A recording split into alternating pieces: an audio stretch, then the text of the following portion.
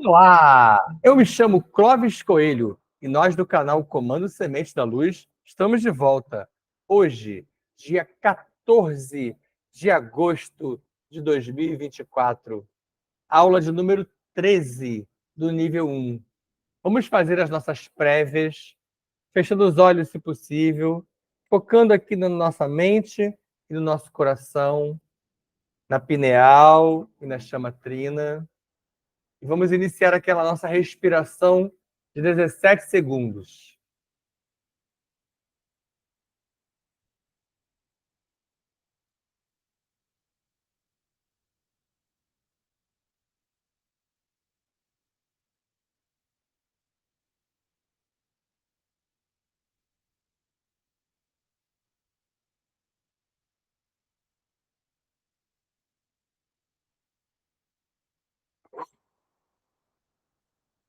Inspirando, retendo. Ao longo dos 17 segundos, como nós já estamos falando com vocês desde o início, faça com que o seu organismo metabolize em profundidade. É um comando seu. É você no comando, é você gerindo os tijolinhos formadores, os fótons, que vão possibilitar, vão capacitar você a realizar a sua própria cura, a sua própria reconstrução. É o Ticum, é a reforma íntima. Os nomes são muitos, mas essa é a questão quântica que envolve esse profundo atuar seu em você mesmo. E na continuidade, ainda respirando mais vezes, vamos inspirar e colocar para dentro, junto do oxigênio que adentra as suas narinas, um plano, uma meta, um projeto que você organiza aqui, na frente da sua pineal, na sua tela mental, focando na entrada de uma energia poderosa que já se encontra aqui à nossa volta, que dará continuidade ao processo iniciado antes, mas que também possibilitará você ampliar os seus horizontes. Porque você vai colocar para dentro essa energia, vai reter por algum tempo e vai expirar. Como da vez anterior, usando o diafragma e o períneo, mas você vai expulsar. Então, inspire. São vários ciclos, maiores e menores, focando no que foi dito, retendo e expirando. E ao expirar, coloque para fora não somente aquilo que não te serve mais, mas também os muitos sentimentos, como mágoas, rancores, fobias, medos, ódios, que não servem mais a você. Acompanhado de gaiolas, pactos, votos, batismos, dispositivos umbralinos, chips, miasmas, cadeados, que até então aprisionavam você. Hoje não mais.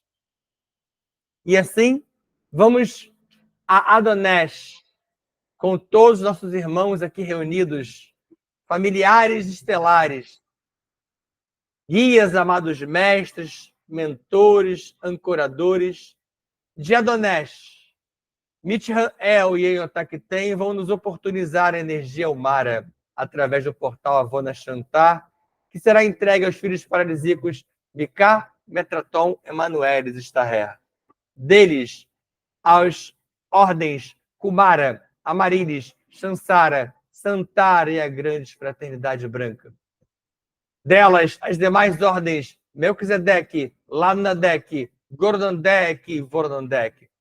Das ordens aos comandos Astar, Chamuna, Siriano, Canopiano, Andromediano e os centuriões de Orion. Dos comandos, a energia entregue às naves Esferon ou Autolongron, a enorme nave de Aberon, a nave de Aberim, Arquitrans, Anex, Estrela da Vida, Aruanda, Nosso Lar, Ágata, Shambhala, Ramares, Ramatiz e Iruko. Das naves aos comandantes Ashirion, Toranque, Norton, Oberon, Kirion, Kron, Sararieles, Rovena, Starhog, Yanko-Hanin, Maria das Estrelas, Arkel, Astarniolin II, Jaguar e Pantera Negra, que chega com seu comando Panther, abre círculos à nossa volta, inicia intervenções em cada um de nós. Chegam os dragões, com a nossa equipe de dragões afora desses círculos. E a energia ao mar é entregue aos tronos de Pretos Velhos e Caboclos de Aruanda, que também chegam com os seus mensageiros e trabalhadores da enorme seara, que começam também a intervir na nossa mente, no nosso coração, dentro do possível, dentro do que foi solicitado, dentro do que pode nos ser oportunizado. E a energia entregue a Exu, Veludo e Maria Padilha Rainha, capitaneando os tronos de Pombagira e de Exu, formatando nossa merkaba de proteção coletiva. Ligadas às nossas tronqueiras, abre-se uma enorme redoma dourada. E nós aqui dentro, lá no centro do círculo, montando nosso merkaba de proteção local, individual, com nossos símbolos e imagens. E vamos assim juntos a Gaia, Pachamama, Nanamburuque. Solicitar aos 7 dragões e Elohim Kumara a ascensão da energia telúrica do cristal orgânico Astrastone, que chega às solas dos nossos pés, adentro aos tornozelos, ascende até os joelhos e quadris. E ao longo desse caminho, já inicia uma transmutação. Ela ancora no chakra básico e ascende as 2 serpentes douradas do Kundalini até o coração, ligando o motor Taurus, chamatrina, ascendendo mais e mais até a sua pineal, onde ela encontra a parcela de energia humana que ali aguardava para essa simbiose quântica, abrindo nossos leques de nossas mentes, ampliando memórias interestelares e exundando pelo chakra da coroa, numa enorme malha toroidal. Kan Sham Fam, Kan Sham Fam, Kan Sham Fam. Jai Jai Shivam Shivam Cara. Jai Jai Shivam Shivam Cara. Hareum, Hareum, Hareum Cara. Hare Hare, Hare Hare, Om Cara. Assim é, assim está feito. Aula de número 13, vamos dar continuidade àquele passo a passo que a gente vem trazendo para vocês na nossa tentativa de ampliação dos saberes estelares. E como eu havia comentado com vocês bem lá atrás, no início do nível 0, que nós, uma hora, começaríamos a estudar as constelações de maneira mais individualizada, particularizada, mas sem também fazer um grande aprofundamento nas constelações, não. Só para a gente poder estudar as principais, já que nós começamos a falar na aula anterior, a 12, sobre essas constelações mistas. A gente teve uma breve ideia do que se trata, e agora essa aula de hoje vai nos oportunizar 2 delas. E eu devo sempre trazer 2 constelações a cada nova aula desse nível. Então, antes de propriamente entrar nas constelações, a gente vai falar um pouquinho sobre um outro tema e entraremos nas constelações. Vamos falar sobre os peões do xadrez.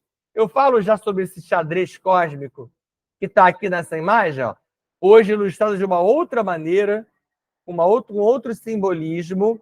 Eu já falo sobre ele já desde o início do nível 0, comento sobre ele também em algumas palestras, mas vejamos, um dos entraves, porque são mais, desse xadrez cósmico foi que alguns dos peões envolvidos, eles despertam ao longo do processo, mas eles decidem tomar as rédeas de suas linhas evolutivas, rebelando-se contra os criadores. A gente vai entender isso mais à frente, com outros detalhes, mas nesse momento eu vou focar em exemplificar para vocês que, por exemplo, a descendência de Enyotak fez isso. Vários dos seres que eram ligados a Saratem e a Iotak, num determinado momento, depois de descerem dimensionalmente, densificarem e acreditarem-se despertos, descobrindo muita coisa, tendo acesso a saberes, teve uma hora que eles resolveram se desconectar do que para eles era a fonte. A fonte de muitos deles era Saratem, era Iotak. E alguns voltam-se contra essas fontes. Alguns por prepotência, por ego, por egoísmo, outros por perceberem, num determinado momento, que aquela proposta estava exagerada, exacerbada, levava a um caminho perigoso.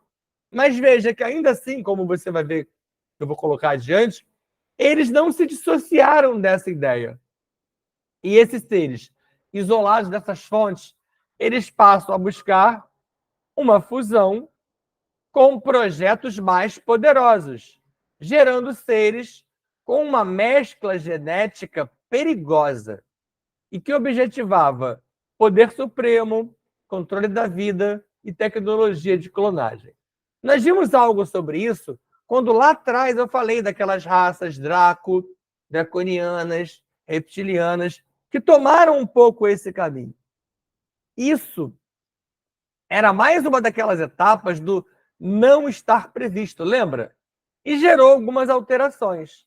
Alterações que se deram, sobretudo, na matriz de controle e no controle propriamente sobre as dimensões de θ até 12D. De 12D para baixo, tá? Lá da 4D, que é onde nós estamos hoje, até 12D. E eu me lembro de já ter explicado para vocês que da 13, da 15D para cima, já é mais difícil acontecer esse tipo de imbróglio, de confusão. Mas mais próximo da matéria bariônica, que vai até 9, esse tipo de distúrbio, conturbação, pode vir a acontecer. E aconteceu. Tanto aconteceu que aquelas consequências ali embaixo, nós já vimos algumas, né? Dentre as consequências dessas alterações, nós temos as grandes guerras estelares. E nós estudamos as duas. As grandes guerras de Pégaso e a grande guerra de Órion, que eu chamei de GGO, que eu até me atrevi a me aprofundar um pouquinho mais com vocês. E aí iniciou-se, então, uma nova era. Não essa ideia de nova era que nós temos aqui hoje, tá? Mas uma nova era estelar. Estava aberta uma nova era para milhões de raças de θ, em busca da reconexão à fonte. Mas com poder para ampliar a percepção deles próprios sobre a criação, com foco na dualidade Mika e Iotak. Volto a ressaltar, apesar do verso aqui entre eles, não há uma disputa, não há uma guerra, eles não são inimigos. Uma nova era decisiva na estruturação dos impérios tecnológicos, que passam a se formar na nossa Via Láctea a partir desse período. Período que, segundo os comandos estelares, e o nosso comando da luz é um comando estelar, gerou, tanto por um lado, florescimento, quanto por outro, destruição de muitas civilizações importantes nos últimos 9 bilhões de anos terrestres. Isso é para vocês verem como, além do que nós conhecemos como óbvio, como a nossa volta, como o nosso planeta, há muito mais a ser estudado, a ser dito, a ser buscado. Por isso que a gente insiste sempre com vocês com o fato de que aqui são apenas sementes para reflexões. São apenas sementes para reflexão. E ali aquele império tecnológico que eu coloquei aqui em cima, eu até trago também uma imagem também meramente ilustrativa de como alguns seres conseguiram gerar clones, hologramas deles mesmos. Você vai ver isso comigo ao longo das nossas aulas, tá? Assim, as constelações com codificação mista de Lúcifer se dividiram entre as... Antes de falar sobre aquilo ali, ó, só para você lembrar que eu já falei sobre isso, que uma constelação mista Lúcifer foi um daqueles que incluiu projetos dele junto de outros locais que já tinham outros projetos. E ele priorizou Micá. Então, quando uma constelação ela é só de um tipo de projeto, ela não é mista. Ela é unicamente voltada para, por exemplo, Lúcifer, Anhotak, Micá, Starré e etc. No caso aqui, nós vamos estudar primeiro as mistas, onde Lúcifer conseguiu inserir os projetos dele junto a outros projetos. Então, nesse tipo de constelação, a codificação mista proporcionou a evolução, por um lado, conturbada de algumas sociedades e do acontecimento de guerras e extermínios. Vimos um pouquinho já sobre isso no nível 0. Mas, por outro lado, sociedades equilibradas que aprendem com os próprios erros, o que está faltando para a gente hoje, e tornam-se impérios que ainda existem hoje. E é o que a gente vai passar a ver a partir de agora com 2 constelações em especial. Tá? Primeiro, a gente vai ver hoje a constelação de Hércules e de Bote. Nesse slide, tem um pouquinho das duas. E na próxima, eu fecho com a constelação de Bote, que tem mais para ser dito. Aqui, como vocês podem ver, ó, é um exemplo nada, é uma ilustração, uma imagem do que é a constelação de Hércules. Tá? Ela é um exemplo de sucesso de Lúcifer. Então, para você ver que Lúcifer, como todos os outros, teve sucesso e insucesso. Micá teve sucesso, mas também teve insucesso. É verdade que as constelações de Micá, ou as mistas que Micá participava, teve mais sucesso do que muitas outras. Mas muitas constelações de Starré, de Emanuelis, também foram bem-sucedidas. Tá? Hércules. Foi uma constelação que evoluiu.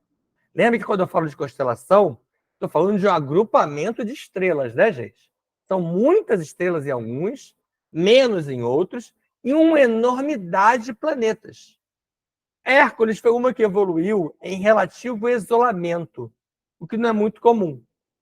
E gerou um império na constelação inteira, com mais de 2.300 planetas, colonizados, todos eles, e mesmo que tenham passado por guerras, conseguiu libertar-se da dualidade. Tá? Então, observa que nem sempre onde há dualidade, os seres terminam mal. Alguns conseguem evoluir. Tanto que gerou uma sociedade perfeita na fusão entre espiritualidade e tecnologia, que é difícil, né? Um exemplo, como eu coloquei na imagem, de sucesso de Lúcifer. Vou para Bote agora. Constelação de Bote. Você pode encontrar por aí, como você vai ver na próxima imagem, em vez de Bote, você vai ver But. Tá? É a mesma. But teve uma sociedade, uma civilização com 60 milhões de habitantes, destruída por guerra nuclear. Nessa aqui, eu vou trabalhar mais planetas. Então, essa civilização de 60 milhões de habitantes, ela ocorreu no 4º planeta de Arcturus. Arcturus, ou Arctúrio, é uma estrela. E a gente vai ver aqui vários planetas em torno dessa estrela. No 4º planeta houve esse problema, no qual uma raça com descendência de Lúcifer não sobreviveu à própria insanidade pelo poder. E antes que você identifique alguma similaridade com os seres daqui do planeta hoje, olha o que aconteceu. Sobreviventes desses embrólios aqui em cima foram transferidos para Marte. E lá, 500 mil anos depois, eles repetiram o erro. E os que sobreviveram, os que restaram desses 2 problemas seguidos, vieram para onde? Para a Terra, há 3,5 milhões de anos. Então, daí, por que aqui certas coisas se repetem? Porque se repetem de um passado sideral e não terrestre. Se repetem também de um passado terrestre, mas que ele é anterior. Ele se iniciou aqui fora. Nós já vimos alguns casos desse no nível 0, estamos vendo aqui mais e mais no nível 1. Observem que também trarei para vocês o grande problema de Marte, que é o Ragnarok, que foi num outro período, mas você já veja que em Marte acabou havendo a reunião de muitos seres que já vinham com problemas, tá? Essa aqui, ó, mais sobre a constelação de Boot ou Bot. Aqui, ó, por isso eu falei, aparece também assim, ó, Boot. Aqui você vê direitinho Arcturus, ó. Você vê outras estrelas, mas você veja que Arcturus é a maior zona. Em volta dela tem muito planeta. Para você ver como é que não deu só coisa errada. Outras civilizações dos planetas 10 e 11, do mês da mesma estrela de Arcturus, possuem codificação mais equilibrada, conectada diretamente à energia de Micá. Mas, além dessa, os planetas 5 e 7 do mesmo Arcturus não apresentam elevada polaridade, ainda que seja da descendência de Lúcifer. Ou seja, você veja que a culpa não é do filho paradisíaco. Você não pode colocar a responsabilidade exclusiva numa fonte, pois esses seres, do 5 e 7, buscam saídas pacíficas para as disputas de poder e no alcance da evolução tecnológica.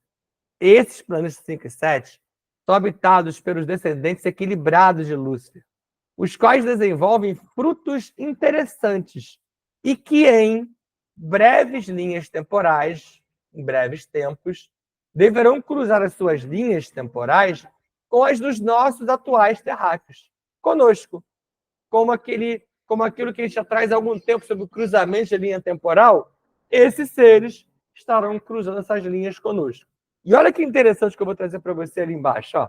Você deve estar percebendo que há algum tempo na internet há muitas declarações de arcturianos.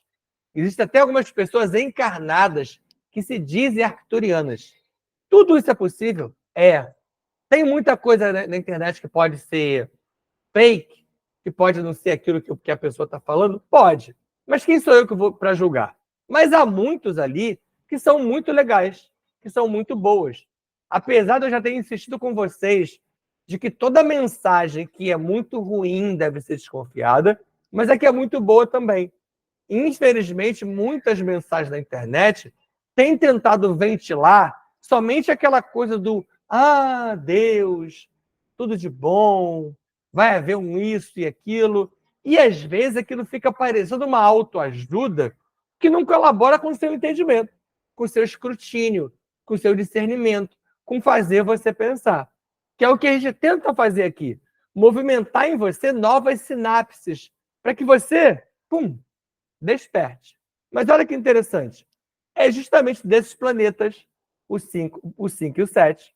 Está aqui esse númerozinho 1, ó, e aqui, ó. E também do 10 e do 11.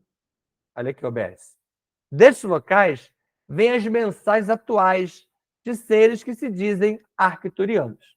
Então, é de lá que eles estão vindo, tentando trazer algum tipo de informe que, às vezes, o médium não entende na íntegra. Mas é válido e tem também ali sementes para reflexão.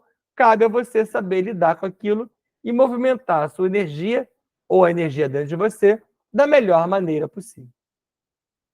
E aqui, como a gente falou muito de estrela, constelação, eu fecho com essa estrela linda e com uma mensagem de Albert Einstein, que vai diretamente ao encontro disso que eu acabei de falar sobre abrir a sua mente, ampliar o seu leque. A mente que se abre a uma nova ideia jamais voltará ao seu tamanho inicial, ao seu tamanho original. Observa como não é assim que acontece com vocês. Uma vez que você se permitiu entrada de saberes novos e percebeu uma nova possibilidade, você não consegue voltar para aquele momento anterior em que você estava fechado, em que você estava solapado. E você não consegue nem mais dizer assim, não quero mais saber disso. Não quero, eu quero voltar para a mesmice. Eu quero voltar para a matriz de controle. Eu quero voltar para a zona de conforto. Não é mais tão simples assim. Kang Sham Fam. Kang Sham Fam. Kang Sham Fam. Jai Jai Shivam Shivam Kara. Jai Jai Shivam Shivam Kara. Hareum. Hareum. Hareum Kara. Hare Hare. Hare Hare. Om Kara. Assim é. Assim está feito. Fiquem em paz. Beijo no coração de vocês. Abraço fraterno e amigo. Sigam estudando nossas aulas e palestras do canal aberto. E lembrem-se que há um clube de membros com aulas sobre Pandora e sobre os assuntos que a gente trabalha aqui no nível 0 e no nível 1, aprofundados de uma maneira que eu só posso tratar num canal à parte. E aí, caso vocês se interessem, caso vocês desejem se tornar parte do nosso clube de membros. Até o nosso próximo encontro, muito em breve, espero eu, já na sexta-feira. Até lá.